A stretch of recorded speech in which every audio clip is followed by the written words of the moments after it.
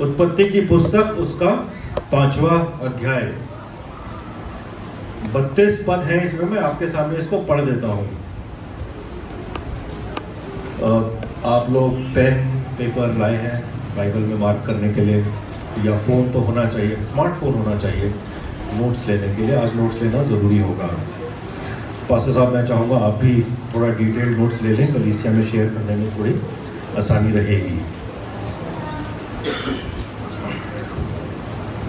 पवित्र शास्त्र में इस प्रकार से लिखा है, उत्पत्ति उसका 5 अध्याय पहले पद से 32वें यानी आखिरी पद तक।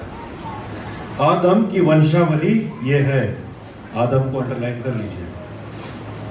जब परमेश्वर ने मनुष्य की सृष्टि की,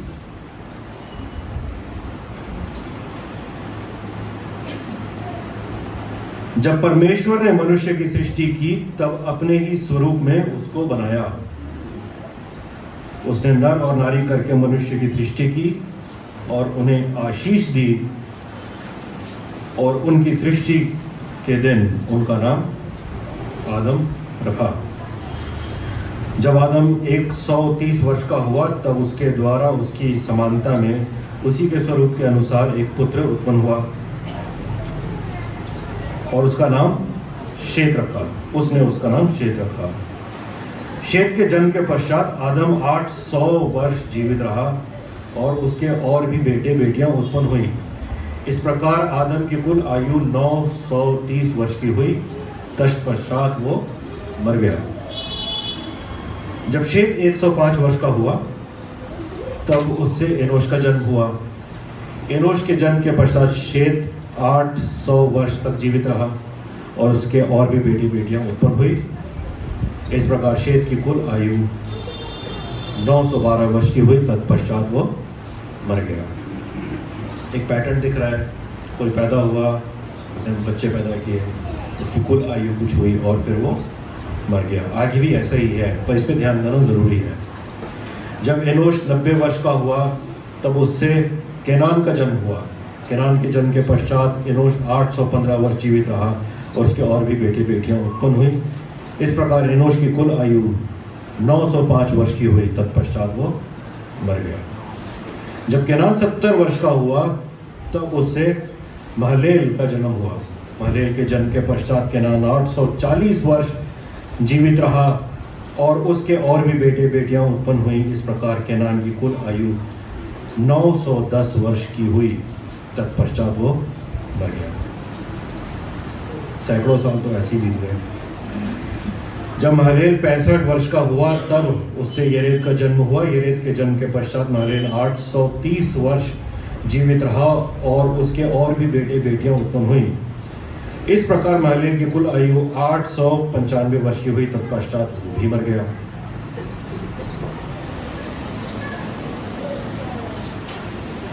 जब येरेद 162 वर्ष का हुआ तब उससे हनोक का जन्म हुआ।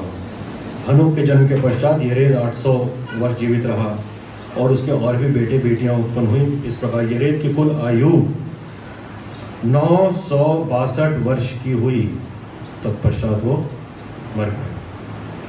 जब हनोक 65 वर्ष का हुआ तब उससे मतुशेला का जन्म हुआ। मतुशेला के जन्म के पश्चात हनोक 300 वर्ष तक परमेश्वर के साथ चलता रहा और उसकी और भी बेटियां उत्पन्न हुई।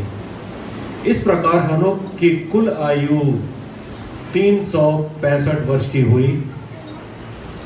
हनोक परमेश्वर के साथ साथ चलता था, फिर वो लोप हो गया क्योंकि परमेश्वर ने उसे उठा लिया। अगर हम ध्यान से नहीं पढ़ेंगे तो यहाँ हम पढ़ देंगे कि वो भी मर गया, लेकिन यहाँ कुछ और लिखा है, थोड़ा ध्यान दीजिएगा। तब जब मतुशेला 187 वर्ष का हुआ तब उससे लेमेक का जन्म हुआ।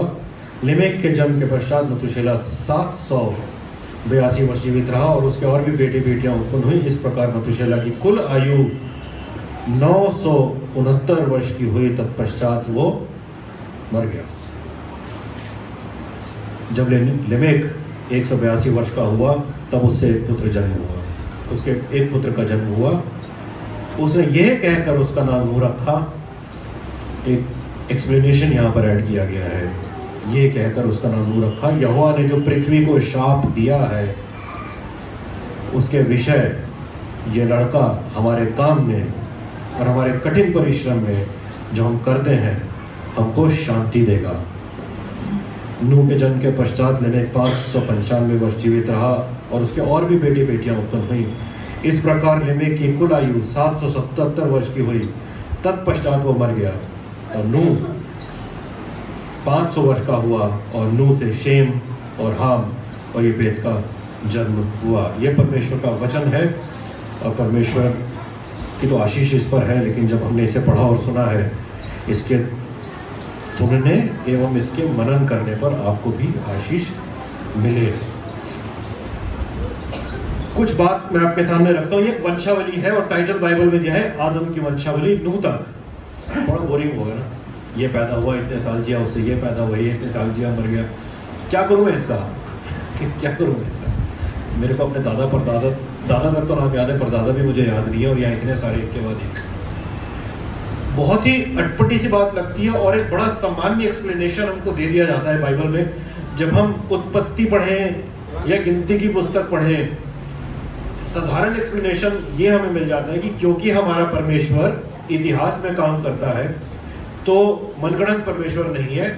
इस कारण ये इतिहास की बात, जीनियोलॉजी, एक ट्रेडिशन को लिख दिया गया जिससे ये प्रमाणित हो कि शुरुआत कहाँ से हुई, अंत कहाँ से हुआ, बीच में कोई गैप ना मिले। ये तो एक एक्सप्लेनेशन है जो इस बात को प्रमाणित करता है कि हमारा परमेश्वर हमारे लिए ऐतिहासिक है। आदम से पहले मनुष्य से लेकर यीशु मसीह तक की वंशावली भी इसमें है। लेकिन एक गहरी बात भी है। जब हम बाइबल को पढ़ते हैं या फेसबुक पे जो रील्स देखते हैं आजकल, उसमें अक्सर टेम्पटेशन इस बात की रहती है, या हम सुनते इस चीज को है, कोई भी किसी भी ग्रंथ से, सिर्फ बाइबल से ही नहीं, किसी भी ग्रंथ से अगर कोई वार्तालाप या विवाद करता है तो विवाद इस बात के अंदर करता है कि यह ग्रंथ आपको अच्छा मनुष्य बनने की शिक्षा देता है। और सारे ग्रंथों में यह बात पाई भी जाती है। मॉरल साइंस जिसे हम स्कूल में बोलते हैं, या मॉरलिस्टिक टीचिंग। अगर कॉन्वेंट स्कूल होगा तो बाइबल से मॉरल साइंस पढ़ाया जाएगा, कॉन्वेंट स्कूल नहीं होगा तो जो कि गीता से पढ़ाया जाएगा। मैं स्कूल में पढ़ाता हूँ, कॉन्वेंट स्कूल नहीं है, तो वहाँ की जो मॉरल साइंस है वो अलग चलती है। लेकिन सामान्य बात यही रहती है कि अच्छा मनुष्य में बनना है, एक दैवीय ताकत है जिसकी हमें आराधना करनी है, ये सब जगह पाई जाती है। इस्लामिक स्कूल अगर होगा तो उसमें कुरान से जो की है शिक्षा दी जाएगी। और अगर फेसबुक पे हम अपनी पढ़ाई करते हैं तो जितने आजकल बाबा खड़े हो गए वो यही बात पढ़ाते हैं कि अच्छे व्यक्ति बन जाओ, सारी अच्छी बातें हो रही है। ये बड़ी छिछली बात है, क्योंकि हर एक ग्रंथ, हम इंसान हैं, ह्यूमन है, तो हमारी ह्यूमैनिटी के लिए ग्रंथों में अच्छी बात लिखी है, पढ़िए, ज्ञान प्राप्त करिए। लेकिन बाइबल सिर्फ ह्यूमैनिटेरियन पुस्तक नहीं है। आप किसी के घर में अगर दावत करने जाते हैं तो दावत में जो भी भोजन बनता है अच्छा ही बनता है। सब्जी होगी, साथ में रोटी या चावल होगा, क्योंकि हम उत्तर भारत में हैं। साउथ इंडिया में होते तो शायद डोसा इडली बड़ा मिल जाता, लेकिन और पाई साहब के घर जाए तो बड़ा मिल जाता है। बुलाते नहीं है ये पर एक बात को समझिए, जो मेन कोर्स है वो इंपॉर्टेंट है। साथ में आपको सलाद भी मिलेगा, रायता भी मिलेगा, वो एड ऑन है उस मेन कोर्स को कॉम्प्लीमेंट करने के लिए। और बाद में आइसक्रीम मिल जाती है ताकि आपको बड़ा अच्छा लगे। कोरिया में मैं था तो हर एक भोजन के बाद कॉफी दे दी जाती है। तो हमें शुरू में तो बड़ा अच्छा लगता था कि भाई साहब कॉफी क्यों दे दी जाती है, बहुत अच्छे हो आप तो कॉफी दे रहे हो। हम लोग चाय भी बांट देते हैं, हम लोग चाय पकौड़े पहले दे देते हैं। लेकिन कोरिया में कॉफी आखिरी में देने का मतलब है, कॉफी का मतलब है मीटिंग हो गई खत्म, अपने घर जाओ। डायरेक्ट नहीं बोलेंगे भाई घर जाओ, कॉफी देने का मतलब है मीटिंग खत्म, घर जाइए। एक कोर्स की एक शुरुआत होती है सूप से या किसी भी हल्के स्टार्टर से, एक मेन कोर्स होता है और उसके बाद हम क्लोजर करते हैं किसी चीज से। जब आइसक्रीम बढ़ जाती है तो हमें भी लगता है चलो लगता है दावत समाप्त। मेन कोर्स लेकिन सबसे मेन होता है, जो मेन भोजन कर रहे हैं हम साथ में बैठते हैं। अक्सर हम अपने समाज में जितनी भी हम शिक्षा लेते हैं, बाइबल से भी अगर हम बात करें तो मेन कोर्स छोड़ के बाकी सारा मॉरल साइंस हम उठा लेते हैं। लेकिन हमें ये ध्यान रखना है कि ये बाइबल का एक मेन कोर्स है, और अगर हम उससे मेन कोर्स को नहीं खाया बाइबल में से तो हमारा बाइबल पढ़ना व्यर्थ है, क्योंकि हम फिर बाइबल को बाकी ग्रंथों के साथ एक ही सामान्य रीति से, एक ही मापदंड से तौल देंगे। और बाइबल का जो मेन कोर्स है वो ये है कि बाइबल हमें परमेश्वर का जो प्रयोजन है हमारे जीवन के लिए उद्धार का, उसके बारे में बताती है। ये है प्राथमिक कारण। अगर बाइबल से आपने ये नहीं सीखा और कोई भी शिक्षा आपने उससे ग्रहण कर ली तो वो इनकम्प्लीट है। और उस घर में जाने का फायदा है क्या? मेन कोर्स के बदले सामने सलाद आपको खिला दिया। क्या है कि मेन कोर्स तो है ही नहीं जी, और मेन कोर्स किचन में रखा है लेकिन सामने नहीं आया। उस दावत का क्या फायदा? अगर आप किसी शादी में जाएं, शादी की दावत में, मुझे पता है जब टिक्की का काउंटर खुलता है तो औरतें और आदमी कैसे भागते हैं टिक्की खाने के लिए। स्टार्टर है, भीड़ लगती है बहुत।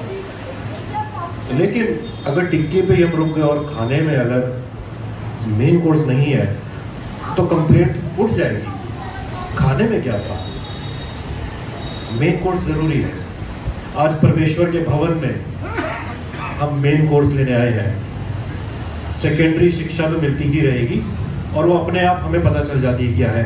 और मैं चाहूंगा परमेश्वर के उद्धार को हम इस उत्पत्ति 5 में आज देखें, बहुत जरूरी है। मैं भाई साहब से एक सवाल पूछना चाहूंगा। भाई साहब, आपका नाम श्रीमान श्री अभिषेक लॉरेंस है। अभिषेक का अर्थ क्या है? अनॉइंटेड। आपका नाम किसने रखा? मम्मी, आपने इनका नाम अभिषेक क्यों रखा? कुछ सोच के रखा होगा या ऐसे ही रख दिया? क्या हुआ था?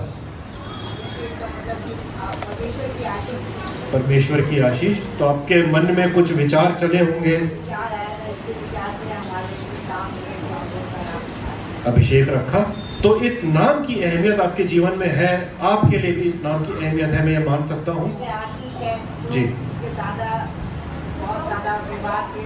तो जब ये हुआ तो उन्होंने देखा कि मेरा ये पोता हुआ है जी ये नाम रखा जी। तो मैं चंगा होता तो वो चंगे हो गए 5 साल।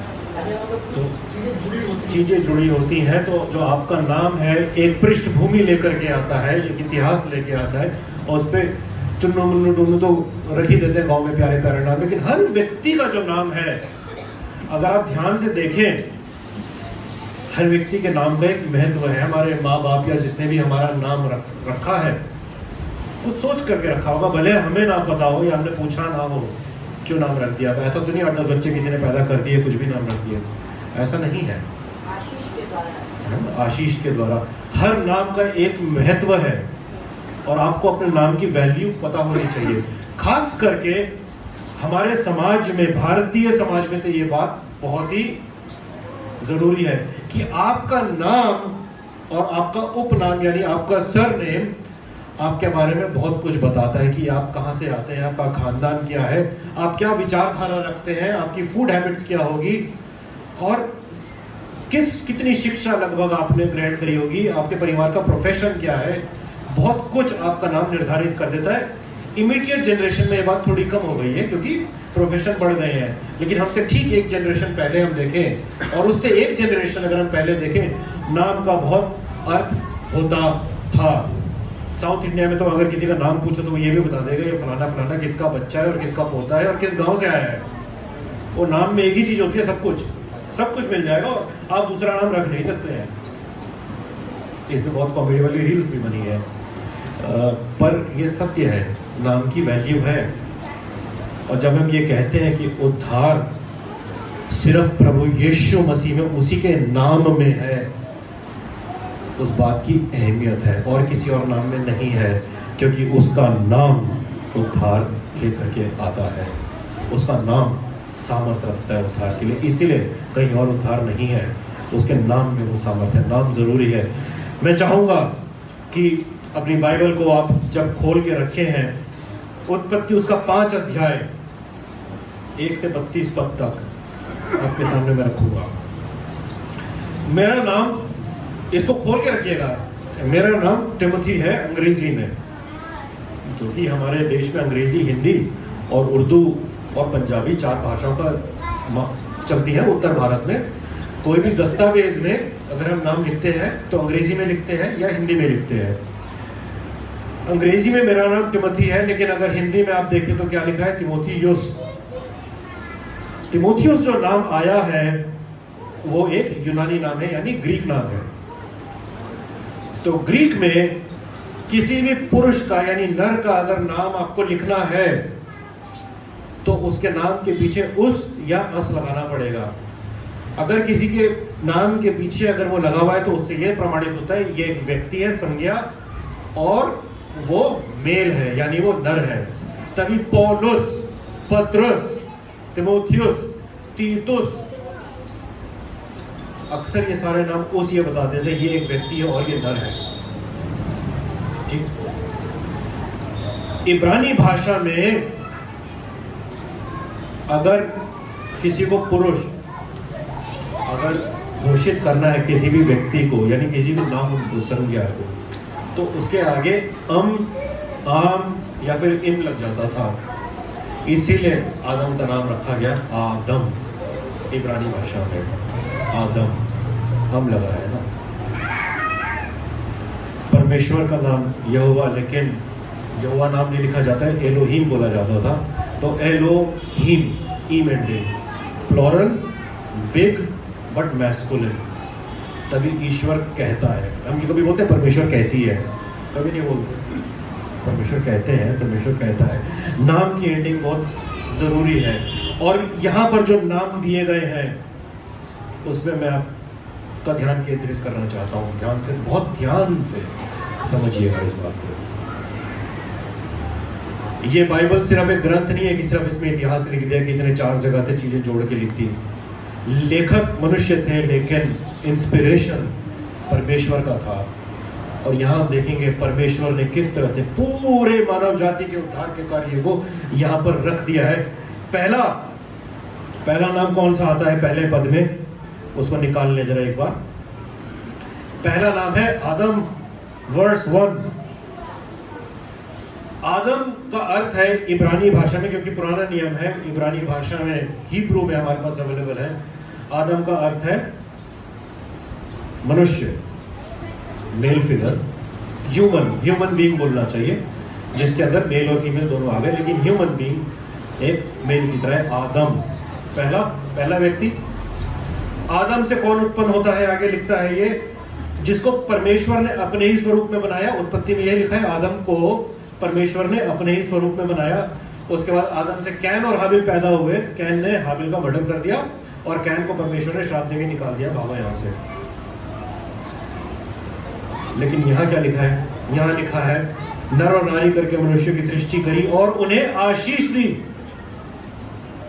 परमेश्वर ने मनुष्य को आशीष दी और उनकी सृष्टि के दिन उनका नाम आदम रखा, जिस दिन सृष्टि हुई। और आदम 130 वर्ष का हुआ, तब उसके द्वारा उसकी समानता में उसी के स्वरूप के अनुसार एक और पुत्र उत्पन्न हुआ। और उसका नाम क्या रखा आदम ने, शेत रखा। दूसरा नाम अंडरलाइन करिए। कैन और हाबिल कहां चले गए, क्योंकि कैन और हाबिल के बाद ये तीसरा पैदा हुआ था। थोड़ा ध्यान दीजिएगा। हाबिल परमेश्वर के साथ चलता था, परमेश्वर ने उसकी बलि को स्वीकार किया था, और कैन इस बात से चिढ़ गया था जो बड़ा भाई था, और कैन ने हाबिल का मर्डर कर दिया था। और वो मनुष्य और परमेश्वर की दृष्टि से वो दूर चला गया जब परमेश्वर ने उसे दूर भगाया। पहलौठा जो था परमेश्वर की दृष्टि से दूर हो गया। क्रूस पर भी the first born of God, हे मेरे पिता तूने मुझे क्यों छोड़ दिया, क्रूस पर दूर हो गया ताकि हम जो पहलौठे हैं उसके पास वापस आ जाए।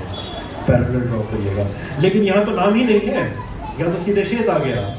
हाबिल का मर्डर हो गया, ठीक है, गलत हुआ, परमेश्वर उसका न्याय कर रहा है उसके मर्डर से। लेकिन कैन जो पहलौठा था, जिसको परमेश्वर के पीछे चलना था, उसका नाम यहाँ से हट गया। ये उसी तरह से जिस तरह से यीशु मसीह एक दिन बोल देगा, तुम जानते थे मेरे को, मेरे बारे में, तुम मेरे लिए मेल बलि भी लेके आए थे, लेकिन मैंने तुम्हारी बलि मैंने स्वीकार नहीं करी, और मैं तुमसे कह दूंगा मैं तुम्हें जानता ही नहीं।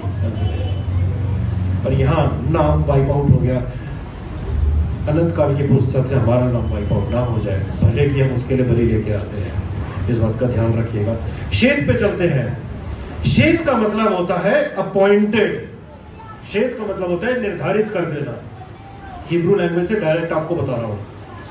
अगर चौथे अध्याय के 26वें पद में आप 25वें पद में देखें, और वहां लिखा है परमेश्वर ने मेरे लिए हाबिल के बदले जिसको कैन ने घात किया था एक और वंश ठहरा दिया है। चौथे अध्याय का 25वां पद। उसका नाम शेत इसलिए रखा था क्योंकि परमेश्वर ने एक वंश, एक जनरेशन ठहरा दी है फिर से।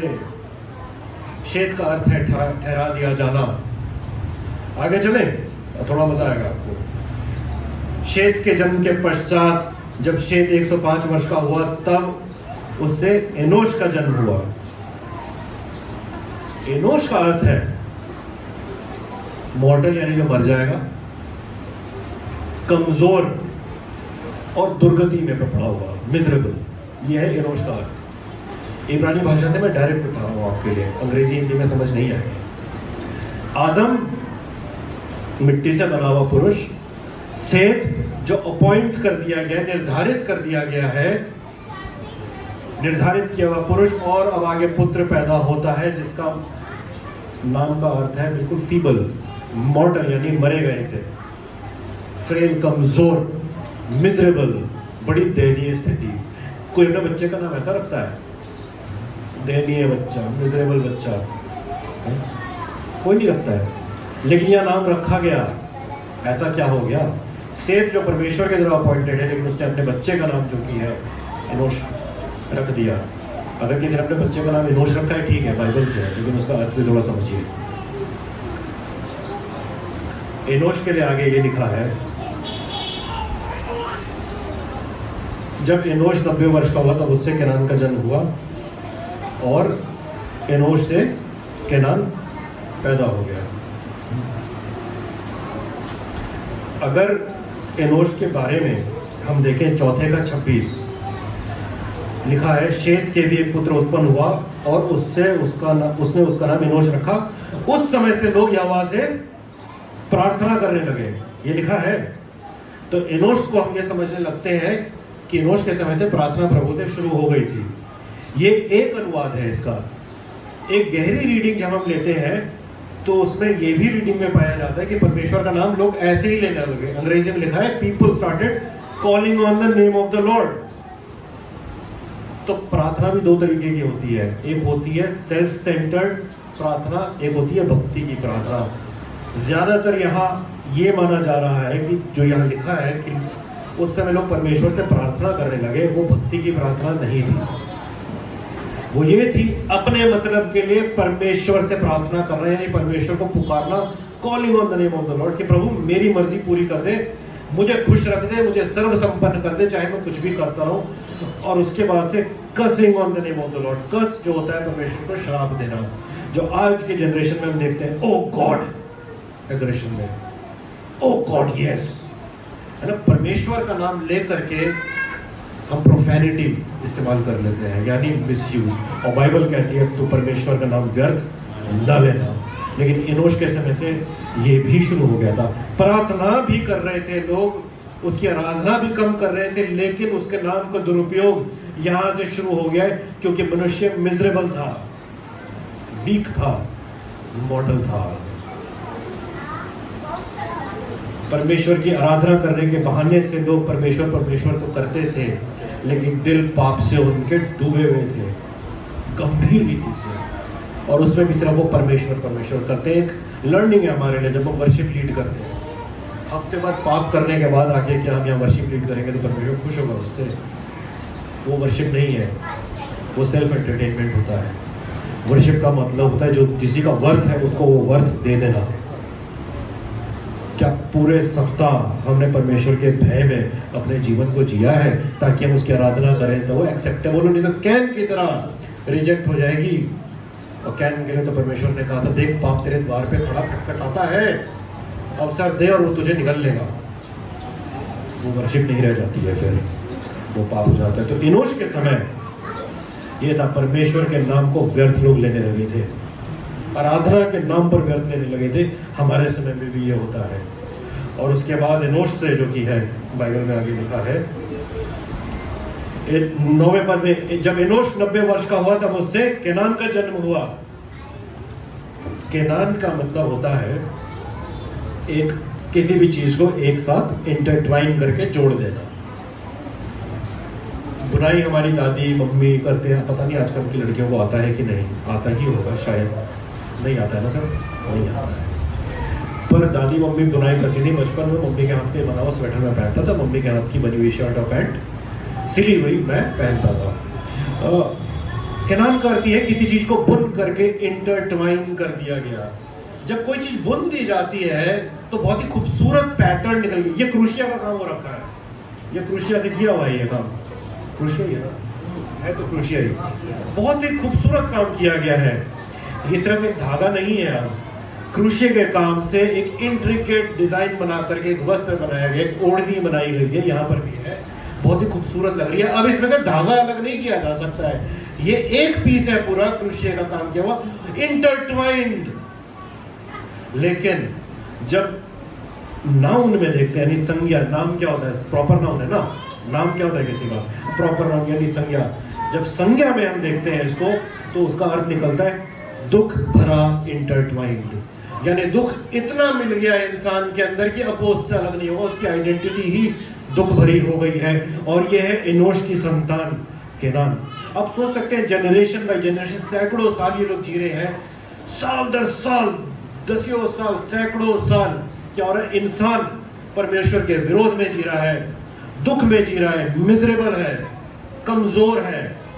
सेत अपॉइंटेड था एक समय के लिए, कुछ अपॉइंट हो गया है उसके जीवन में, लिखा है आने वाले वंश के लिए अपॉइंटमेंट, और उस वंश में हमें क्या दिख रहा है सैकड़ों साल तक, दुख, पाप, परमेश्वर का नाम व्यर्थ लेना। और उसके आगे जब बच्चा ये पैदा होता है तो इंटरट्वाइंड इन सॉरो, दुख में जो की है पूरी जिंदगी उसकी लिपटी हुई है। अगर हम परमेश्वर को नहीं जानते हैं तो मैं आपको बताऊं, पाप में और दुख में हमारा जीवन लिपटा हुआ है। जितना मर्जी हम स्माइली बना लें, फोटो खींच लें, सोशल मीडिया पे डाल लें, अपने जीवन के अंदर झांक करके देखिए क्या दयनीय स्थिति है हमारे जीवनों की। कुछ समय पहले मैं भाई साहब से बात कर रहा था कि हम अपने जीवनों में किन विषम परिस्थितियों से होकर के गुजरते हैं, जूझते हैं, हमारे अपने संघर्ष हैं। ऐसा नहीं है कि हम बिल्कुल स्ट्रांग हैं। हम इस संसार में पाप से जो घिरा हुआ है हम उसमें जीते हैं, ये स्थिति थी। और ये जो दुख था केनान के लिए जो हम बात कर रहे हैं, सिर्फ वो दुख ऐसा नहीं था कि दुखी है, डिप्रेशन में जी रहा है, डिप्रेशन तो बहुत हल्का शब्द हो गया आजकल। ये वो दुख था जो आत्मा को चीर देता है आर पार। मरियम के लिए कहा गया था तेरे पुत्र उत्पन्न होगा और दुख से तेरा सीना तक, दुख से ऐसा दुख होगा जैसे मानो तेरे सीने को तलवार से आर पार भेद दिया गया। और मरियम के लिए कहा गया था जब यीशु मसीह को क्रूस पे चढ़ाया जाएगा, दुख जो सीने को भेदता हुआ आर पार कर देगा। ये है मनुष्य की दयनीय स्थिति। केनान से क्या होता है आगे देखिए 12वें पद में, केनान जब 70 वर्ष का हुआ तब उससे महलेल का जन्म हुआ। महलेल का जन्म हुआ। महलेल का जन्म होता है ब्लेसिंग्स। इतनी दुख पीड़ा में भी एक आशा थी। महलेल का जन्म होता है। महालेल, मह स्टार्टिंग है, हालम बीच में है और एल आखिरी में। अगर आप देखें लिखा हुआ है महालेल। संधि विच्छेद हम हिंदी में पढ़ते हैं, अगर आप संधि विच्छेद करें तो आखिरी में लिखा है एल। जो एल शब्द है वो परमेश्वर के लिए इस्तेमाल किया जाता है। वो कहते हैं एलोहीम, परमेश्वर का नाम एल ओ हीम। हीम मतलब मैस्कुलिन, बिग, ह्यूमंगस, लेकिन जो अगर विच्छेद कर दिया पहला नाम एल, एलोहीम, और यहाँ एल बाद में लिख दिया गया है महालेल के लिए। इसका मतलब है ब्लेसेड, आशीषित, प्रेज मतलब आराधना योग्य और परमेश्वर। इस गंभीर पाप में भी एक आशा थी कि परमेश्वर जो की है आराधना के योग्य है और एक आशीष आएगी। और महलेल के बाद पैदा होता है यारेद। येरेद हिब्रू में यारेद। यारेद के लिए लिखा है 15 पद में, जब महलेल 65 वर्ष का हुआ तब उससे यारेद का जन्म हुआ। यानी दुख भरी बात हुई, उसके बाद से परमेश्वर का नाम आता है और अब आता है यारेद। यारेद का अर्थ क्या है? यारेद का अर्थ है वो नीचे उतरेगा। ये ऐसा नाम कौन लिखता है तो नीचे उतरेगा? अकेला नाम तो अगर कोई बोले तो ये सोचेगा यार बच्चे को नीचे गिरा दिया पैदा होते ही, सबसे निचली जात का बना दिया उसे। महले जहाँ परमेश्वर की बढ़ाई की बात हो रही है, उसका पुत्र उत्पन्न होता है यारेद, और उसका अर्थ है नीचे उतरेगा, नीचे आएगा, इनकारनेशन होगा। और यारेद के बाद पैदा होता है हनोक। 18वें पद में जब यारेद 162 वर्ष का हुआ तब उससे हनोक का जन्म हुआ और उसकी और भी बेटी बेटियां उत्पन्न हुई।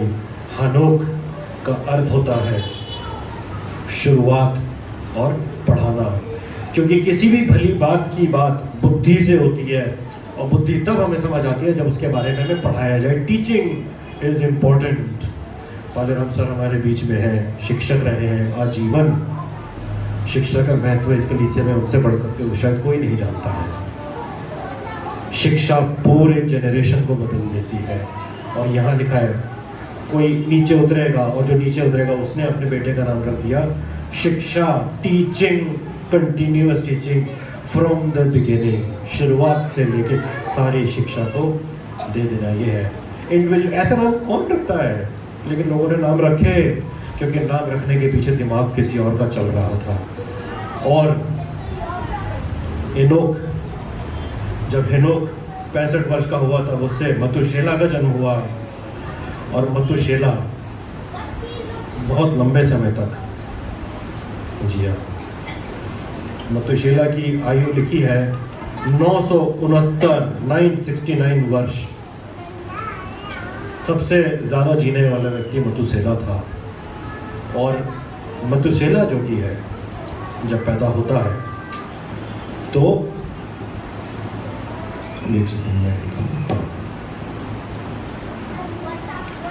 मतुशेला जो कि सबसे ज्यादा जिया, और उसने मतुशेला के बाद नूह की जनरेशन को देखा जो आगे आएगा। उसने लामेक को देखा। मतुशेला का मतलब बहुत ही गंभीर है। मतुशेला को अगर आप तोड़ दें बीच में, क्योंकि इब्रानी भाषा में नाम तोड़ना पड़ेगा, तो पहला नाम जो है मतु, मतु हिंदी में है, हिब्रू में आता है मौत शेला। अरबिक भाषा में मौत है शब्द, हिब्रू में आता है मौत। मौत मतलब मृत्यु। कोई अपने बेटे का नाम मृत्यु रख देता है क्या? उसने यहाँ मृत्यु रख दिया कि ब्रिंग फोर्थ, मृत्यु को आगे लाने वाला, जिसके द्वारा मृत्यु आ जाएगी। यह है मतुशेला का अर्थ। एनोक जो शिक्षा दे रहा है, वो शिक्षक ऐसा नाम रख देता है अपने बच्चे का कि वो बच्चे का नाम है मृत्यु, और उससे मृत्यु आगे आएगी, मृत्यु आ जाएगी। एनोक के लिए लिखा है कि वो परमेश्वर के साथ चला और परमेश्वर ने उसे उठा लिया। ये बात आपको थोड़ा ध्यान से समझिएगा। मतुशेला इतने सालों तक जिया, जिसका नाम है मृत्यु आएगी, मृत्यु आएगी, मृत्यु आएगी, और वो तब तक जिया जब तक नूह का समय नहीं आ गया। और नूह के समय आपको पता है कि फ्लड यानी बाढ़, महाबाढ़ जिसे कहा है, पूरे संसार को नष्ट कर देने वाली बाढ़ इसके बाद आ गई थी। खैर, मतुशेला से हम थोड़ा आगे चलते हैं। मतुशेला के बारे में आपको बता दिया है, मृत्यु और आगे लेकर के मृत्यु लेने वाला। मतुशेला के बाद लामेक, लेमेक लिखा है इसमें, लामेक, लामेक हिब्रू में है, और लामेक का जन्म हुआ। और लामेक के बारे में लिखा है लैमेंटेशन, यानी विलाप करना, भयंकर विलाप करना। यहाँ तक कि हमारा जो अंग्रेजी का शब्द है लैमेंटेशन, वो लामेक से ही लिया गया है। लामेक मतलब विलाप। और लामेक से नूह पैदा होता है। आगे जाके लिखा है 28 पद में, जब लामेक 182 वर्ष का हुआ तब उससे एक पुत्र का जन्म हुआ, और उसने यह कहकर उसका नाम क्या रखा? नूह रखा। सारी दुख परिस्थिति जो मैंने आपको बताई, मृत्यु, उसमें परमेश्वर पे आशा, और ये सब सीक्वेंस में होने के बाद उसका नाम नूह रखा। और ये कहता है यहोवा ने जो पृथ्वी को शाप दिया है, उसके विषय ये लड़का हमारे काम में उस कठिन परिश्रम में जो हम करते हैं हमको शांति देगा, शांति देगा। रूह का मतलब होता है रिलीफ देने वाला, शांति देने वाला। मुझे अभी भी याद है, और खैर कई बार हम इस गीत को गाते हैं। जब किसी के फ्यूनरल पे हम ये गीत गाते हैं, विश्वास से एक देश देखते हैं, तो उसमें 2 लाइन हम गाते हैं और हम ये लाइन गाते हैं, अपने काम से विश्राम पाएंगे और शोक और क्लेश और सब दुखों के दूर, और यीशु हमारे सारे आंसुओं को फिर पोंछ देगा। इटर्निटी में एक दिन मृत्यु के द्वारा एक दिन विश्राम पाएंगे। नूह का जब जन्म यहाँ पर होता है तो नूह के लिए यही कहा गया है कि वो उस श्राप से, उस दुख से हमें शांति देगा। लेकिन आदम के लिए लिखा है कि परमेश्वर ने जब मनुष्य की सृष्टि करी तो उसे आशीष दी। आदम से लेकर यहाँ पे श्राप कैसे हो गया? जब आदम ने पाप किया तो सृष्टि श्रापित हो गई, और नूह पर जो कि है शांति मिलेगी, काम से विश्राम पाएंगे। सारे नामों को सीक्वेंस में तो मैंने आपको बता दिया है, अब थोड़ा इनको जोड़ा जाए तो कुछ समझ आएगा, कुछ समझ आएगा। इंटरेस्टिंग बात है, मैच का आखिरी ओवर चल रहा है, कुछ समझ आएगा। आदम का अर्थ क्या है? मनुष्य, मिट्टी से पैदा हुआ, मिट्टी में से निकाला हुआ। आदम के बाद सेत पैदा होता है, और उसका नाम का अर्थ मैंने क्या बोला आपसे? अपॉइंटेड, निर्धारित किया हुआ। एनोश का अर्थ है मॉर्टल, यानी मरेगा, दुख में है, कमजोर है। एनोश के बाद आता है केनान, केनान जिसकी बात मैं ये कर रहा था, intertwined in sorrow and grief, दुख में बिल्कुल बुना हुआ, ऐसा कि बाहर नहीं निकलेगा, और दुख ऐसा जो सीने को आर पार कर दे। महलेल, लेकिन ब्लेस्ड ऑफ गॉड, परमेश्वर की आराधना हो, ब्लेसिंग्स फ्रॉम गॉड, परमेश्वर की आशीष। और महलेल के बाद आता है यारेद, जिसका मतलब है शैल कम डाउन, नीचे उतरेगा। मतुसेला का मतलब है नहीं, एनोक का मतलब है टीचिंग, शैल कम डाउन, टीचिंग, कुछ पढ़ाएगा, कुछ शिक्षा देगा, शुरुआत से शिक्षा देगा। वो शुरुआती शिक्षा जो थी उसी शिक्षा को वो फिर से देगा। और टीचिंग के बाद मतुसेला कहता है मौत, मतुसेला, मौत सेला, कि मृत्यु, जो मृत्यु को लेके आएगा, मृत्यु के द्वारा जो आएगा, मृत्यु के द्वारा कुछ आएगा। और लामेख जो विलाप कर रहे थे, जो विलाप में है, और नूह जो विश्राम देगा। अगर सीक्वेंस में पढ़ दूं, आदम, सेत, एनोश, केनान, महलेल, यारेद, एनोक, मतुसेला, लामेख, नूह, यही सीक्वेंस है। अगर आपने मार्क किया तो उसके ट्रांसलेशन को मैं पढ़ देता हूं, थोड़े कंजंक्शन और एडजेक्टिव्स बीच में लगाऊंगा ताकि समझ आ जाए। बस आदम यानी मनुष्य, सेत यानी निर्धारित है, यानी मनुष्य के लिए निर्धारित है, जो मनुष्य, इनोश यानी मॉर्टल, जो मरेगा पाप में, केनान यानी उस पाप में जो वो बुना हुआ है, जो दुख में वो बुना हुआ है, वो मनुष्य पाप में डूबा रहेगा। लेकिन महलेल, द ब्लेसेड गॉड, लेकिन उस दुख में भी वो आशीषित परमेश्वर, परमेश्वर के द्वारा वो आशीष, यारेद, वो नीचे उतरेगी और वो लोगों को सिखाएगी। इनोक जो कहता है टीचिंग, सिखाना, और वो सिखाएगी कि मतुसेला की उसकी मृत्यु के द्वारा जो मृत्यु वो उसके साथ होगी। लामेक, उन लोगों को जो दुख और दर्द में पड़े हैं, नूआ, उनको वो विश्राम देगा। फिर से पढ़ दूं, फिर से पढ़ दूं।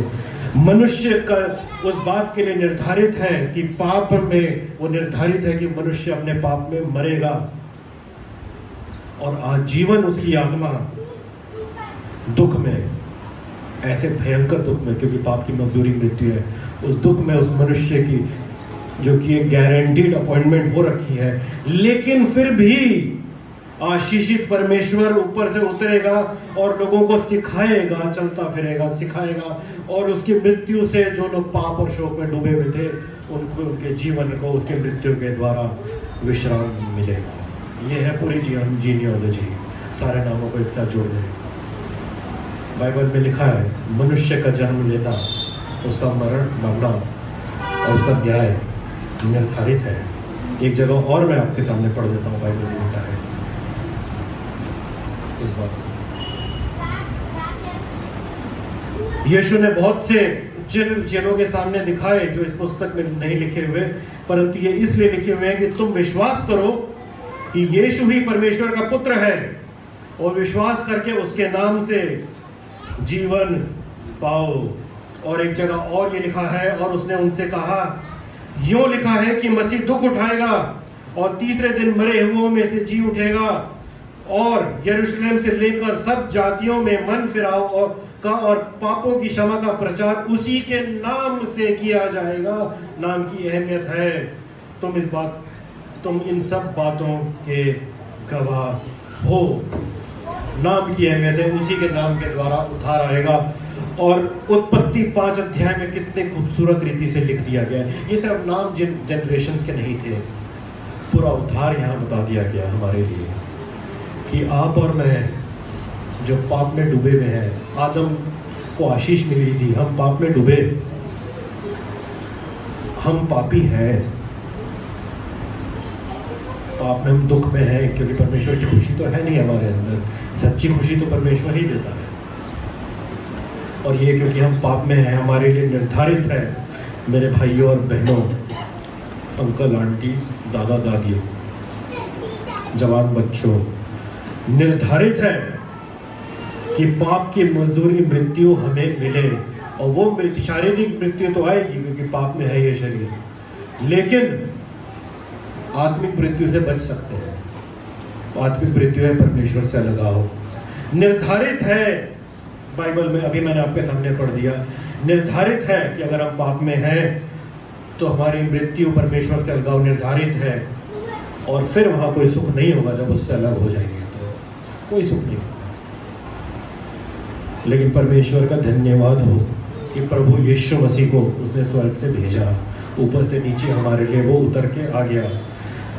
आजीवन उसने शिक्षा दी, और उसकी शिक्षा आपके और मेरे लिए ये है कि हम मन फिराए अपने पापों से और यीशु मसीह के नाम पर विश्वास करें, क्योंकि उसके नाम पर उद्धार है हमारे लिए। क्योंकि उसी की मृत्यु के द्वारा हमें पाप से क्षमा और हमारे जीवन को विश्राम मिलेगा। हम जो गाते हैं मरण के बाद अपने काम से विश्राम पाएंगे और दुख और क्लेश सब होंगे दूर। वो दूर नहीं होने वाले अगर आज आपने प्रभु यीशु मसीह को अपना जीवन नहीं दिया है तो। वो दूर नहीं होगा अगर आज आप उसके साथ नहीं चल रहे हैं तो।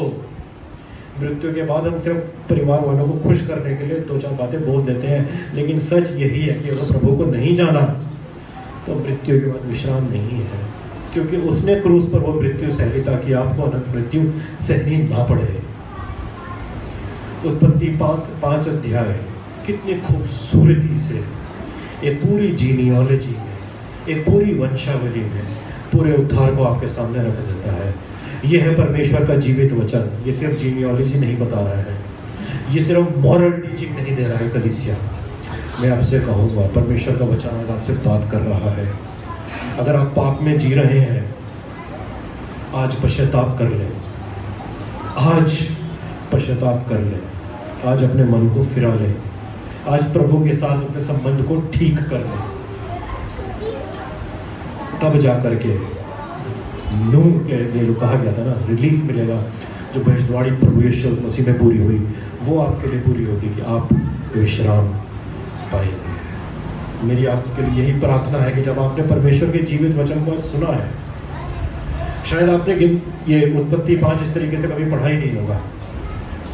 नाम लिखा है, पैदा हुआ, मर गए। इससे ये भी आप सीखते हैं।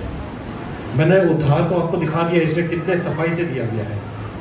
लेकिन एक बात और है, पारिवारिक बात हुई ना, कोई पैदा हुआ, किसी ने बच्चे पैदा किए, वो मर गया, उससे और बच्चे पैदा हो गए, जनरेशंस बढ़ती गई। आपके अपने माँ बाप हैं, आपके अपने बच्चे हैं, नाती पोते हैं। क्या आपका परिवार, आपका वंश, नूह का वंश, सेत का वंश जो अपॉइंटेड है, क्या आपका वंश अपॉइंटेड है उद्धार के लिए? अपने परिवार के लिए प्रार्थना करें। आपका परिवार अगर परमेश्वर के राह पे नहीं चल रहा है तो आपकी जिम्मेदारी बनती है कि उसे परमेश्वर के राह पे आप चलाएं, आपका वंश बचाया जाए। मेरी आपसे ये प्रार्थना है कि आप ऐसा करें।